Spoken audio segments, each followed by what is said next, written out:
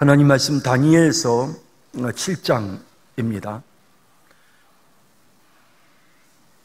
우리가 다음 주에 다니엘서를 읽게 되는데요, 리딩 지저스의 다니엘서에 대한 말씀을 함께 생각해 보겠습니다. 7장 9절에서부터 27절까지 말씀, 우리 같이 한 목소리로 말씀 읽겠습니다. 7장 9절입니다. 내가 보니 왕자가 놓이고 옛적부터 항상 계신 이가 자정하셨는데 그의 옷은 희기가 눈 같고 그의 머리털은 깨끗한 양의 털 같고 그의 보좌는 불꽃이요 그의 바퀴는 타오르는 불이며 불이 강처럼 흘러 그의 앞에서 나오며 그를 섬기는 자는 천천히요 그 앞에서 모셔선 자는 만만이며 심판을 베푸는데 책들이 펴 놓였더라. 그때 내가 작은 뿔이 말하는 큰 목소리로 말미암아 주목하여 보는 사이에 짐승이 죽임을 당하고 그의 시체가 상한 바 되어 타오르는 불에 던져졌으며 그 남은 짐승들은 그의 권세를 빼앗겼으나 그 생명은 보존되어 정한 시기가 이르기를 기다리게 되었더라. 내가 또 밤 환난 중에 보니 인자 같은 이가 하늘 구름을 타고 와서 옛적부터 항상 계신 이에게 나아가 그 앞으로 인도되매 그에게 권세와 영광과 나라를 주고 모든 백성과 나라들과 다른 언어를 말하는 모든 자들이 그를 섬기게 하였으니 그의 권세는 소멸되지 아니하는 영원한 권세요 그의 나라는 멸망하지 아니할 것이니라. 나 다니엘이 중심에 근심하며 내 머릿속의 환상이 나를 번민하게 한지라. 내가 그 곁에 모셔선 자들 중 하나에게 나아가서 이 모든 일의 진상을 물으매 그가 내게 말하여 그 일의 해석을 알려주며 이르되 그 내 큰 짐승은 세상에 일어날 내 왕이라. 지극히 높으신 이의 성도들이 나라를 얻으리니 그 누림이 영원하고 영원하고 영원하리라. 이에 내가 넷째 짐승에 관하여 확실히 알고자 하였으니 곧 그것은 모든 짐승과 달라서 심히 무섭더라. 그 이는 쇠요 그 발톱은 노신이 먹고 부서뜨리고 나머지는 발로 밟았으며 또 그것의 머리에는 10뿔이 있고 그 외에 또 다른 뿔이 나오매 새 뿔이 그 앞에서 빠졌으며 그 뿔에는 눈도 있고 큰 말을 하는 입도 있고 그 모양이 그의 동류보다 더 커 보이더라. 내가 본 적 이 뿔이 성도들과 더불어 싸워 그들에게 이겼더니 예적부터 항상 계신 이가 와서 지극히 높으신 이의 성도들을 위하여 원한을 풀어주셨고 때가 이름에 성도들이 나라를 얻었더라. 모신 자가 이처럼 이르되 넷째 짐승은 곧 땅의 넷째 나라인데 이는 다른 나라들과 달라서 온 천하를 삼키고 밟아 부서뜨릴 것이며 그 10뿔은 그 나라에서 일어날 왕이요 그 후에 또 하나가 일어나리니 그는 먼저 있던 자들과 다르고 또 새 왕을 복종시킬 것이며 그가 장차 지극히 높으신 이를 말로 대적하며 또 지극히 높으신 이의 성도를 괴롭게 할 것이며 그가 또 때와 법을 고치고자 할 것이며 성도들은 그의 손에 붙인 바 되어 한 때와 두 때와 반 때를 지내리라. 그러나 심판이 시작되면 그는 권세를 빼앗기고 완전히 멸망할 것이요 나라와 권세와 온 천하 나라들의 위세가 지극히 높으신 이의 거룩한 백성에게 붙인 바 되리니 그의 나라는 영원한 나라이라. 모든 권세 있는 자들이 다 그를 섬기며 복종하리라. 아멘. 다니엘은 BC 605년에 바벨론의 포로로 끌려간 인물입니다. 남쪽 유다가 바벨론의 3차에 걸쳐서 포로로 끌려가는데 맨 첫 번째 BC 605년에 최초로 포로로 끌려갔던 인물이 바로 다니엘입니다. 그리고 이 다니엘이 이제 고레스 왕 3년까지 있었다. 1장에도 보면 그런 내용이 나오고요. 그리고 이제 이 고레스는 페르시아 왕이거든요. 페르시아 왕 3년까지 이제 다니엘이 하나님의 계시의 말씀을 전합니다. 그래서 마지막에 10장, 11장, 12장은 이제 가장 늦은 시기에 아마도 BC 한 530년도 초반 정도 되는 시기에 기록이 된 것 같습니다. 그러니까 이 다니엘이라고 하는 인물이 기록한 이 다니엘서는 그야말로 정확히 70년 동안 이스라엘 백성들이 유다의 포로로 끌려가서, 유다 백성들이 바벨론의 포로로 끌려가서 그곳에서 참 말할 수 없는 고난을 겪는데, 그 고난의 70년 포로 생활 가운데 정말 나라를 잃고 절망적인 상황에 놓여 있을 때 역사를 주관하시는 하나님, 그 모든 권세와 능력으로 또 장차 되어질 일까지 보여주시는 그런 하나님의 모습을 아주 뚜렷하게 다니엘서를 통해 보여주시는 그런 내용을 우리가 볼 수 있는 것입니다. 이스라엘 백성들의 입장에서는 나라를 잃었습니다. 그리고 바벨론의 포로로 끌려왔습니다. 하나님은 더 이상 우리의 하나님이 아니시고 하나님은 더 이상 역사하지 않으시는 것처럼 느낄 수 있습니다. 하나님이 주신 약속의 땅에서는 하나님께서 그들의 하나님이셨지만 이제 이 바벨론이라는 나라에 온 지금의 이 상황에서는 하나님은 더 이상 우리의 하나님이 아니신 것처럼 그들이 느꼈을 수 있습니다. 그런 상황에서 하나님은 이제 다니엘에게 이 메시지, 이 모든 사건들을 통해서 하나님께서 역사를 주관하시는 살아계신 하나님이시고 장차 이 땅에 하나님의 나라를 완성하실 것이며 또 메시아를 이 땅에 보내셔서 적그리스도의 세력을 멸망시키시는, 승리케 하실 바로 그 하나님이시라는 사실을 아주 명확하게 이 다니엘서를 통해서 우리에게 보여주고 있는 것입니다. 여러분, 이 다니엘서는 사실 놀라운 예언들을 담고 있습니다. 다니엘이 이렇게 지금 예언하고 있었던 시대는 대략적으로 이제 7세기부터 이제 6세기, BC 6세기경의 인물인데, 그 BC 6세기에는 바벨론이라는 나라가 있었고요. 물론 이제 페르시아라는 나라가 이제 메데바사가 이제 바벨론을 물리치고 멸망시키고 나라를 세우고, 그리고 이제 메데바사가 이제 페르시아가 됩니다. 바사 제국을 이루게 되는데요. 그런데 그때까지의 역사적 사건뿐만 아니라 그 이후에 헬라 제국에 대한 내용과, 그리고 그 이후에 알렉산더 대왕의 죽음으로 인하여 이 헬라 제국이 4개의 큰 나라로 나누어질 것에 대한 예언과, 그리고 또 장차 로마라고 하는 나라가 세워질 것에 대한 예언과, 로마 시대에 이제 나라가 완전히 분열되어져서 세계 각국이 수많은 나라들로 나누어지는 바로 그와 같은 시대에 이제 드디어 적그리스도가 어느 날 등장하게 되고, 그리고 그 적그리스도를 이제 메시아가 이 땅에 오셔서 진멸하시는, 그리하여 이제 영원한 하나님의 나라가 이 땅에 세워지게 되는 그 모든 과정을 다니엘서라고 하는 성경이 우리에게 아주 명확하게 보여주고 있는 것입니다. 그래서 이제 이 다니엘서에 나오는 내용을 우리가 보면요, 이 다니엘서는 이제 크게 두 부분으로 나누어져 있습니다. 다니엘서가 1장에서부터 6장까지는 우리가 이제 그 왕궁에서 일어나는 이야기입니다. 그래서 1장에서 6장까지는 우리가 참 잘 아는 아주 유명한 그런 이야기들이 다니엘서에 기록되어져 있습니다. 그래서 이제 이 사건, 이 이야기들, 그걸 통해서 하나님께서 어떤 하나님이신지를 우리가 정확하게 보게 되지요. 그리고 이제 7장에서부터 12장까지 나오는 내용은, 이것은 장차 미래에 되어질 일들을 보여주는 그런 내용을 가지고 있는데요. 우리가 이제 이것을 성경의 묵시록이라고 표현을 합니다. 묵시문학이라는 말을 우리가 쓰는데요. 이제 이 성경에서 이제 이 묵시문학이다라고 하는 말을 쓸 때는요, 그것은 단순히 그냥 이 선지자들이 하나님께서 심판하실 것이다, 하나님께서 아수르를 심판하실 것이고 바벨론을 심판하실 것이다, 하나님이 유다 백성들을 심판하실 것이고 하시는 이런 하나님의 심판과, 또 그렇지만 하나님이 모든 민족을 구원할 것이다, 하나님께서 다윗을 왕으로 세우실 것이다, 너희들에게 목자를 보내실 것이고 새 언약을 체결해서 너희가 하나님 백성 되게 하실 것이다. 자, 이런 내용들은 일반적인 선지서의 내용입니다.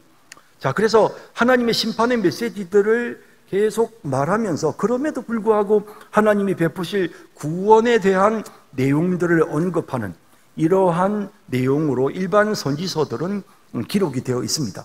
그런데 이 묵시문학이라고 불리워지는 이 묵시록은요, 이 묵시문학으로 기록된 책을 우리가 묵시록이라고 부르는데요, 이 묵시록은 그런 형태의 구조가 아니고 장차 미래에 이루어질 나라를 매우 신비로운 어떤 그런 환상으로, 상징적인 어떤 그런 환상으로 표현을 합니다. 그러니까 초자연적인 세계를 초자연적인 어떤 그런 환상 속에서 묘사하고 표현합니다.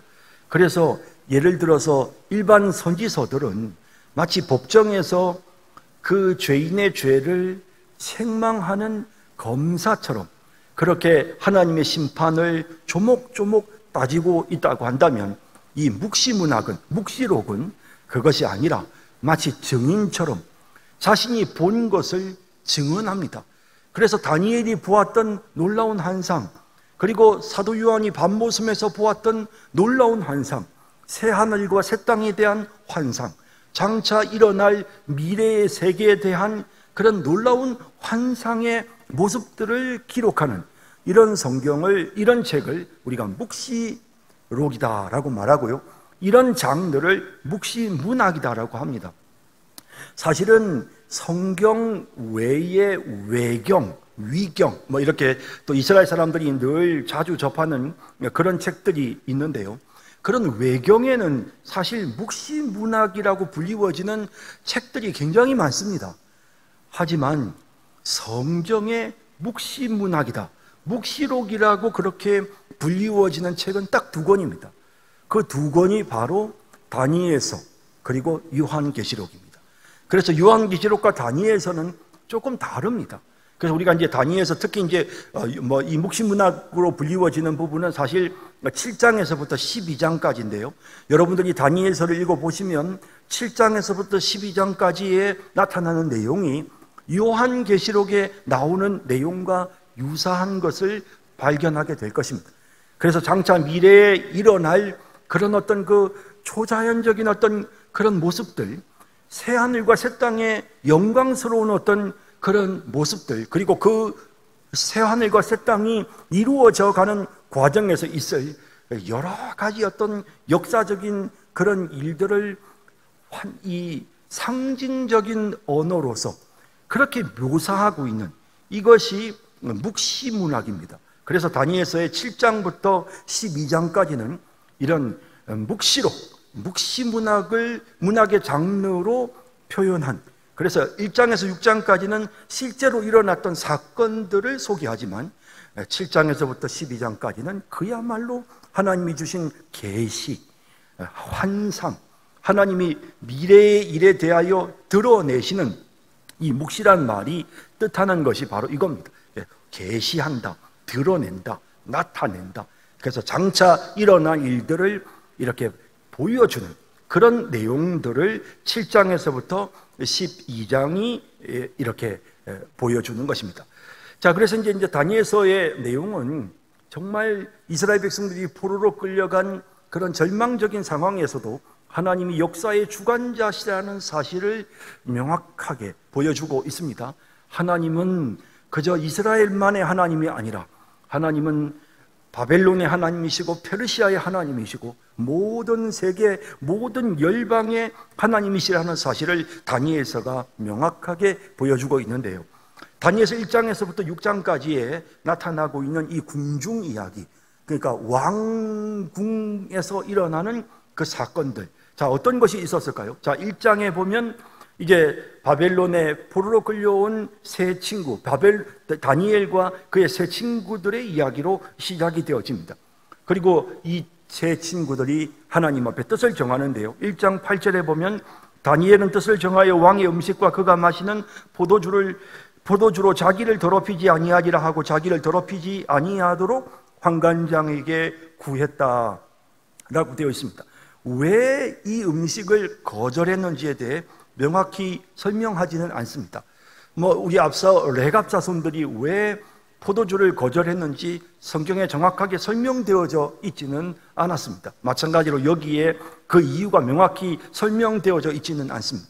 하지만 우리는 이 모든 상황을 통해서 이 다니엘서가 보여주는 그 흐름 속에서 다니엘이 뜻을 정했다. 하나님을 향한 뜻, 하나님의 백성으로 살기를 원했던 것입니다. 구체적인 상황을 막 설명해서 그 사람들의 음식은 어떤 종류였고 이런 걸 이야기할 필요가 없고요. 그냥 우리는 이 본문을 통해서 이 다니엘과 세 친구는 하나님의 백성으로 살기를 원했던 것입니다.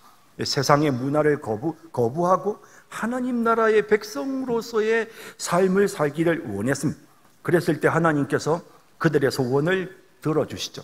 환관장의 마음에 하나님이 역사하시고, 그리고 10일 동안 채식을 먹은 후에 그들의 얼굴이 너무나도 아름답도록 하나님께서 도와주셔서요, 그들이 그 이방 땅 고난 속에서도 하나님 나라 백성으로서 살 수 있는 그런 상황을 하나님께서 허락해 주시는 것을 보게 되는 것입니다.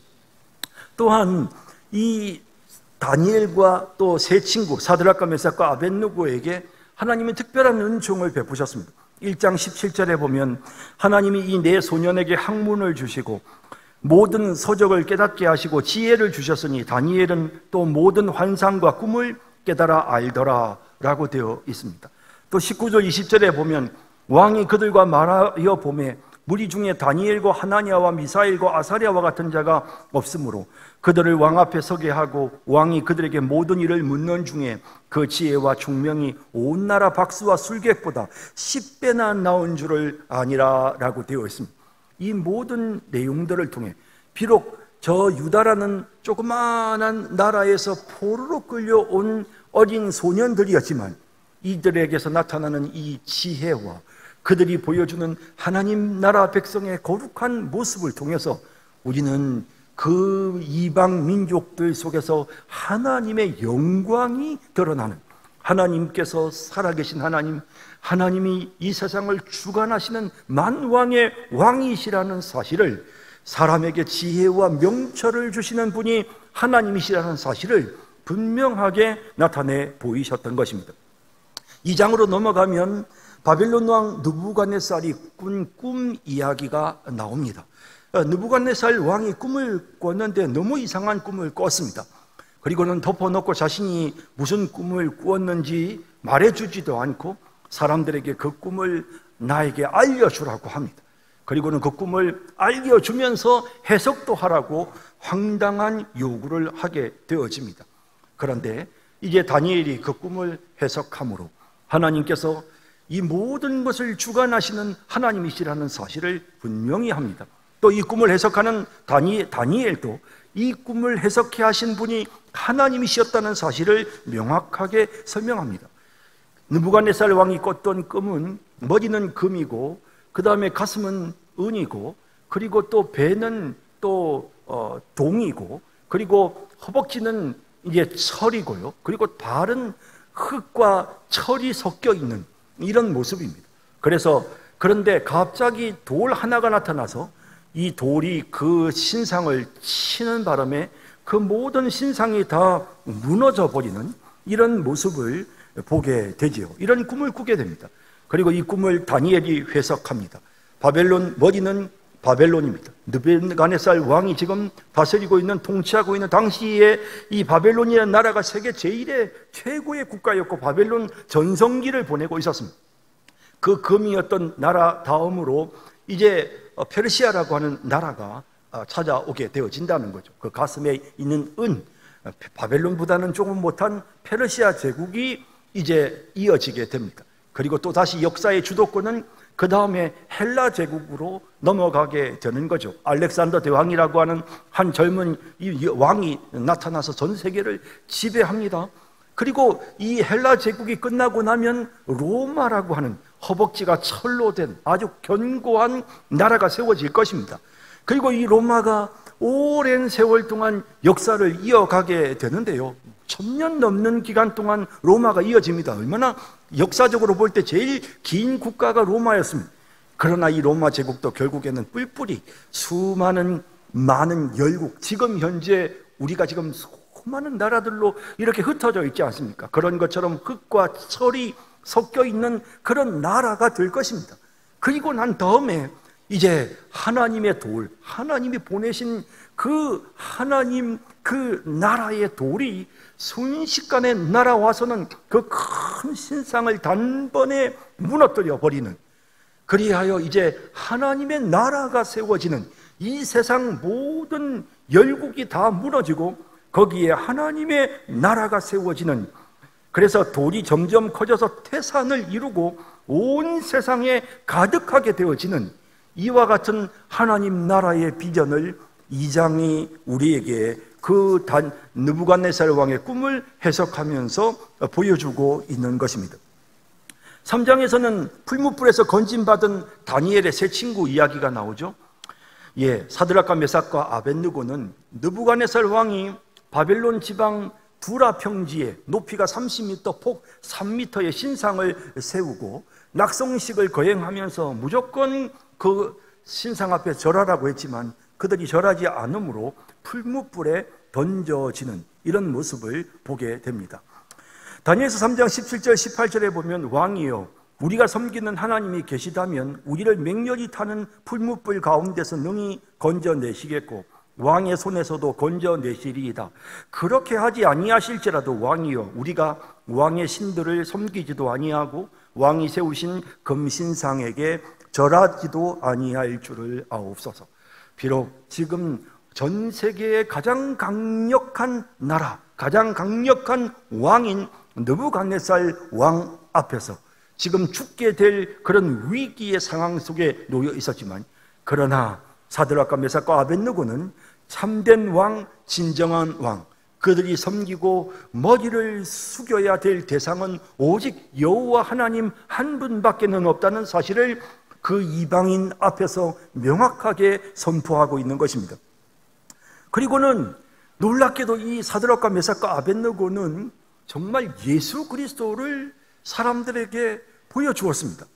다니엘서 3장 28절에 보면 느부갓네살이 말하여 이르되 사드락과 메삭과 아벳느고의 하나님을 찬송할지로다. 그가 그의 천사를 보내사 자기를 의뢰하고 그들의 몸을 바쳐 왕의 명령을 거역하고 그 하나님 밖에 되는 다른 신을 섬기지 아니하며 그에게 절하지 아니한 종들을 구원하셨도다. 분명히 세 사람이었는데 거기에 한 사람이 더, 풀무불 속에 한 사람이 더 있는 걸 봤단 말이죠. 이 일을 통해서 이제 메시아가 정말 그런 어떤 그 실제적인 그리스도께서 실제 어떤 그런 형상과 모습으로 많은 사람들 앞에, 믿지 않는 세상 이방 왕 앞에 나타나시는 이런 모습을 통해서 이 사드락과 메삭과 아벳느고가 그리스도를 세상에 나타내 보이는 이런 영광스러운 일을 하게 되고, 하나님의 살아계심을 그 느부갓네살의 입술을 통해서 나타내게 하셨던 것입니다. 4장에서는 결국 교만에 빠진 느부갓네살 왕에 대한 하나님의 준엄한 심판의 메시지가 기록되어 있습니다. 그가 일종의 정신병을 앓게 되어져서요, 그래서 자신을 소처럼 생각하고, 그리고는 풀 속에서 풀 뜯어먹으면서 그렇게 오랜 세월을 보내는, 그리고는 이제 다시 회복이 되어져서 하나님을 찬양하고 겸손히 하나님을 의뢰하는 이런 내용이 4장에 기록되어져 있습니다. 결국 인간 느부갓네살이라는 이 바벨론 제국을 세운 아주 정말 가장 강력한 왕이지만 그 또한 결국 하나님의 손 아래 아무것도 아닌 연약한 존재라는 것이 명확하게 드러난 것입니다. 5장에서는 이제 바벨론 제국이 멸망하는 모습을 보여주는데요, 바벨론의 마지막 왕이었던 벨사살이 잔치를 배설하고 술에 취해 있을 때 갑자기 손가락 하나가 나타나서 벽에 글씨를 쓰게 됩니다. 메네 메네 데겔 우바르신. 다니엘이 이제 부름을 받아서 그 글을 해석하지요. 메네라는 말은 세다, 계산하다 라는 뜻입니다. 메네 메네, 세고 또 세고. 그 다음에 데겔이란 말은 저울에 올려놓다 라는 뜻입니다. 저울에 올려놓아 봤는데 결국에 우바르신, 이건 무슨 뜻입니까? 쪼갠다, 나눈다 라는 뜻입니다.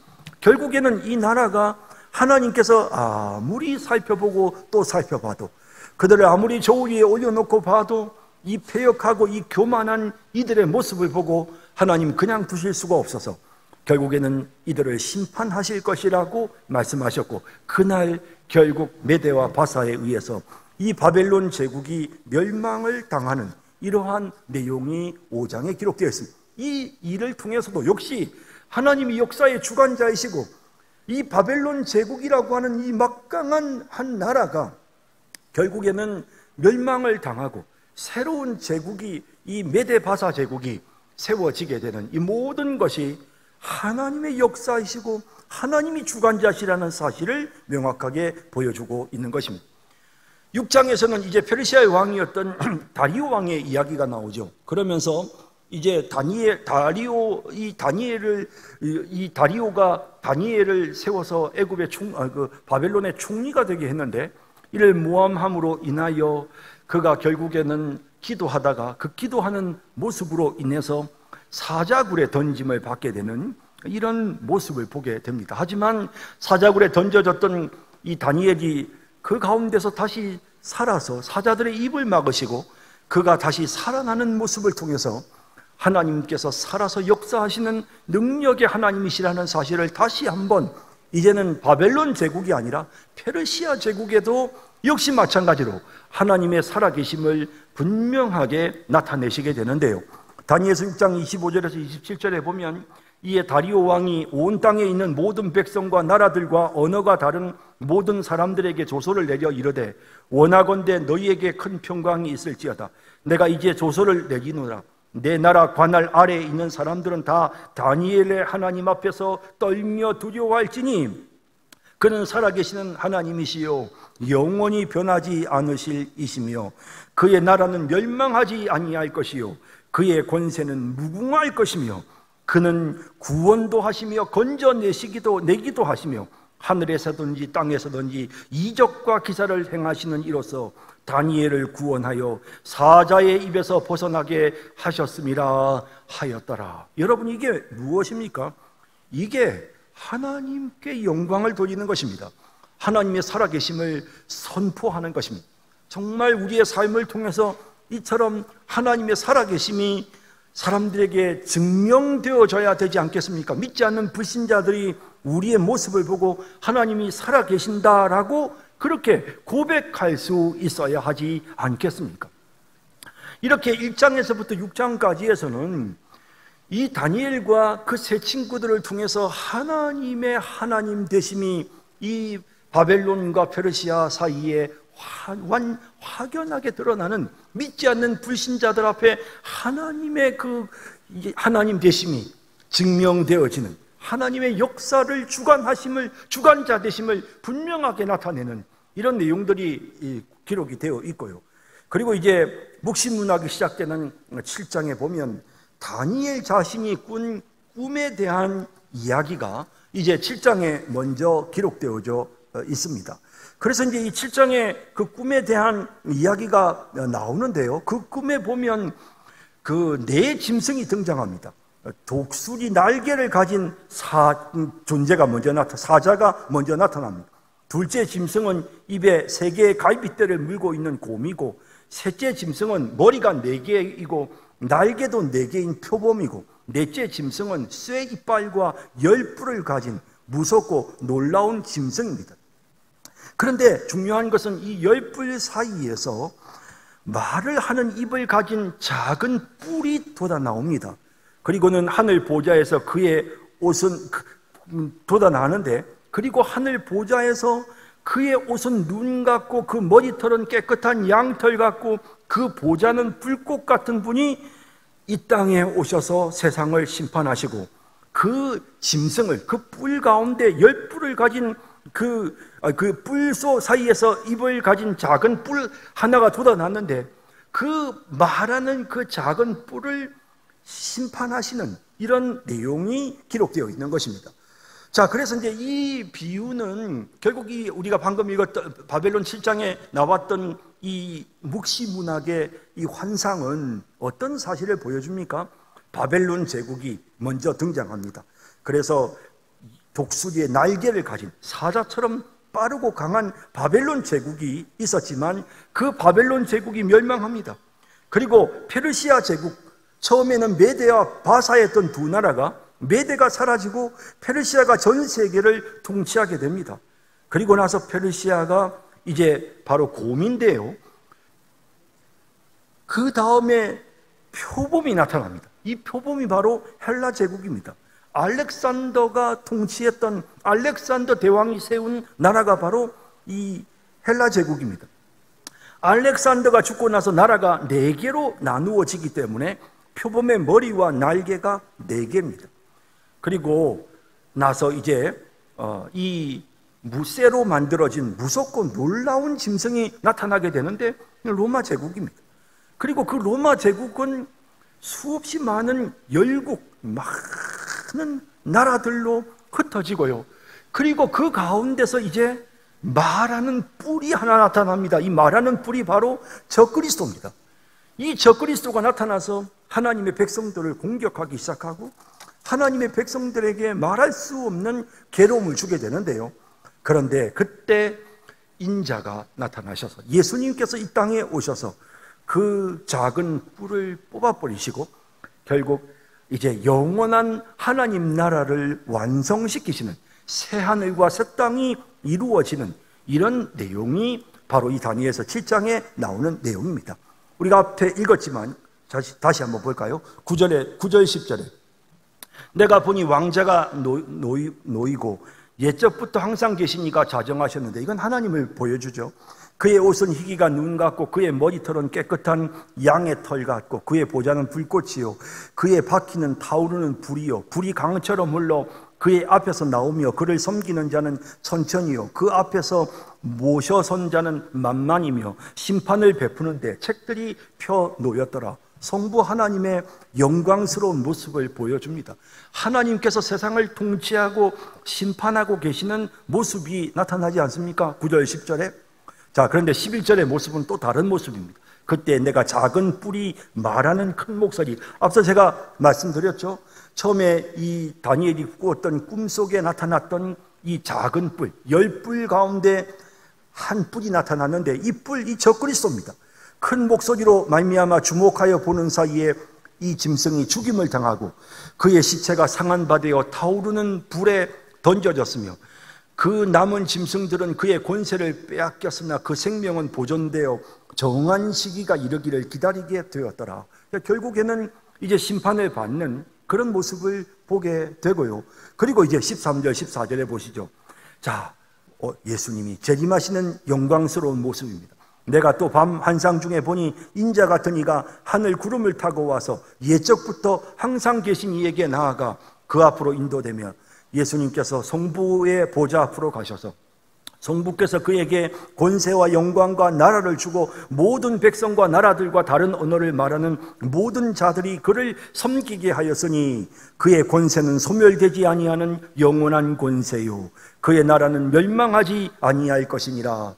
그리스도께서 이루실 새하늘과 새 땅, 메시아 왕국의 영광스러운 모습을 보여주고 있는 것입니다.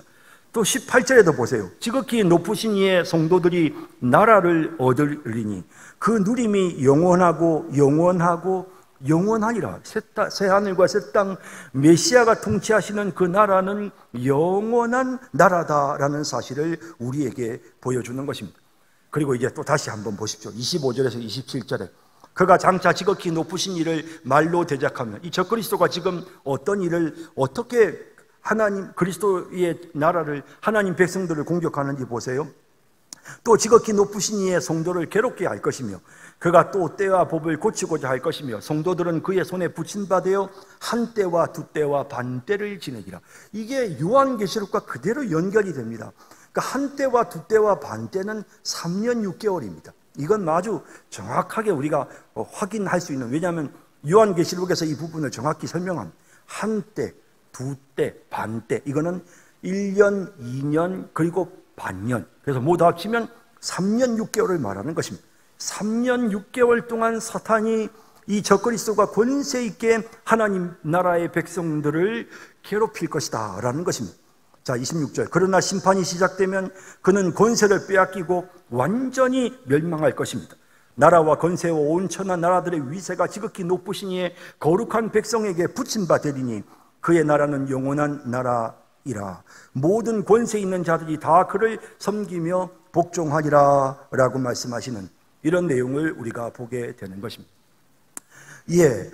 자, 이제 이 요한계시록에 나오는 내용과 그대로 연결이 되어서요. 여러분, 우리가 이제 이 요한계시록에 보면 그러면 그 고난의 기간이 이렇게 묘사가 되는데 우리는 보통 이제 이걸 7년이라고 말합니다. 그런데 이제 이 7년 중에 전 3년 반 기간 동안에는 교회가 부흥하고 하나님의 나라의 복음이 능력 있게 선포가 됩니다. 하지만 후 3년 반 기간 동안에는 사탄이 권세를 잡고 하나님의 백성들을 핍박하는 이런 내용이 이제 나오는 거죠. 적그리스도가 하나님의 교회를 계속 핍박하는 그 기간이 3년 반입니다. 그래서 이 3년 반 기간, 그래서 총 7년으로 언급이 되는데요. 물론 이건 상징적인 의미지만, 그래서 전반기에는 하나님 나라의 백성들이 담대히 복음을 전하고 교회가 승리하는 것 같았는데, 후반기로 가서 3년 반 동안에는 사탄의 세력에 교회가 큰 고통과 괴로움을 겪는 이런 모습을 우리가 보게 되는 거죠. 그리고 이제 이 7장에 나오는 이 환상에 나오는 이 네 가지 짐승, 앞서 보았던 것처럼 사자와 곰과 또 표범, 이 보았던 그 네 가지 동물들이 있었지 않습니까? 그런데 이 네 가지 동물이 결국에는 하나로 합쳐지는 것이 바로 이제 다름 아니라 지금 여기 이 사탄, 마귀인 것이죠. 그래서 요한계시록을 보면 사탄, 마귀가 이제 등장하는데 그 모습이 네 짐승의 모습을 닮은 그 네 짐승을 함께 모아놓은, 그래서 역사 속에 존재했던 바벨론이나 페르시아나 헬라 제국이나 로마 제국 같은 그런 아주 강력한 권세와 능력을 가진 사탄의 세력이 하나님의 백성들을 공격하는 이런 이제 내용들이 기록되어 있는 것입니다. 그렇지만 결국에는 승리케 될 것을 말씀하시죠. 자, 이제 8장에서는 순양과 순염소의 환상, 이건 뭐 페르시아가 멸망을 당하고 헬라 제국이 등장하는 과정에 대한 내용을 보여주고요. 99장에 가서는 이제 70년 이제 포로 기간이 끝나면서 다니엘이 하나님 앞에 간절하게 기도할 때, 그때 하나님께서 이제 미래에 일어날 일을 70일의 예언을 통해서 이렇게 설명해 주시는, 그래서 굉장히 이것도 아주 상징적인 언어들을 통해서 요한계시록처럼 아주 신비롭게 그렇게 장차 앞으로 미래에 일어날 일들에 대해서 말씀하시는 그런 내용을 보게 됩니다. 그리고 이제 사실 이제 우리가 이제 10장과 11장에서는요, 앞서 페르시아 제국과 헬라 제국이 이렇게 넘어오는 과정, 그리고 이제 이 헬라 제국의 이 알렉산더 대왕이 죽고 나면, 그러면 이제 이 헬라 제국이 알렉산더가 후손이 없이 죽습니다. 그래서 왕을 세우지 못하고 죽자 결국에는 부하들로 인해서 이 헬라 제국이 넷으로 나누어지게 되는데요. 그 네 나라 중에서 특히 이 이집트 지역을 다스렸던 이 프톨로미라고 하는 왕조가 있었습니다. 그리고 또 시리아 지역을 다스렸던 셀루쿠스라고 하는 그런 왕조가 있었습니다. 이 네 나라 중에서 이 두 나라가 계속 전쟁을 합니다. 이제 그 내용이 10장에 아주 명확하게 잘 설명이 돼요. 10장, 11장에 걸쳐서 전쟁하는 과정들이 아주 세부적으로 상세하게 묘사가 되고요. 그리고 그 셀루코스 왕조에 안티오쿠스 에피파네스라고 하는 한 황제가 나타납니다. 그런데 이 인간이 얼마나 악한 왕이었느냐 하면, 하나님의 거룩한 성전에 제우스 신상을 세우고, 그리고는 성전을 모욕하고 말로 다할 수 없을 만큼 하나님의 백성들을 핍박하는 죄를 범합니다. 그래서 이제 그 내용이 10장, 11장에 쭉 기록이 되어 있는데, 그렇게 11장에 그 내용을 기록하면서, 그러면서 결국 이제 이 왕이 이 안티오쿠스 에피파네스라고 하는 한 황제가 왕이 이제 하나님의 심판을 받게 되는데 그 심판에 이르기까지의 그 고통당하는 모습을 통해서 우리에게 적그리스도의 존재에 대하여 계시한, 그래서 그 안티오쿠스 에피파네스라고 하는 한 왕이 실제로 이스라엘 역사에 아주 치명적인 고통을 주는데 그 사건들을 예언하면서, 이것도 벌써 500년 전에 이제 지금 다니엘이 예언을 하는 겁니다. 500년 뒤에 일어날 사건을 예언하면서, 그러면서 이제 이 안티오쿠스 에피파네스라고 하는 이 셀루쿠스 왕조, 시리아를 지배했던 이 셀루쿠스 왕조의 이 한 왕이 우리에게 결국 적그리스도의 세력을 예표하고요. 그렇지만 그 적그리스도가 결국에는 하나님의 심판으로 멸망당하는 이런 내용으로 이제 11장이 끝이 납니다. 자, 그리고 나서 이제 마지막 12장이 나오는데 한번 12장 여러분 보시죠. 자, 12장 보시면 흥미로운 내용들이 많습니다. 자, 1절 보시죠. 그때 내 민족을 호위하는 큰 군주 미가엘이 일어날 것이요 또 환란이 있으리니 이는 개국 이래로 그때까지 없던 환란일 것이라. 그때 내 백성 중 책에 기록된 모든 자가 구원을 받을 것이라. 최후 심판과 구원에 대한 내용이 나오죠. 그 다음 2절을 보세요. 땅의 티끌 가운데서 자는 자 중에서 많은 사람이 깨어나. 이게 뭡니까? 부활이죠.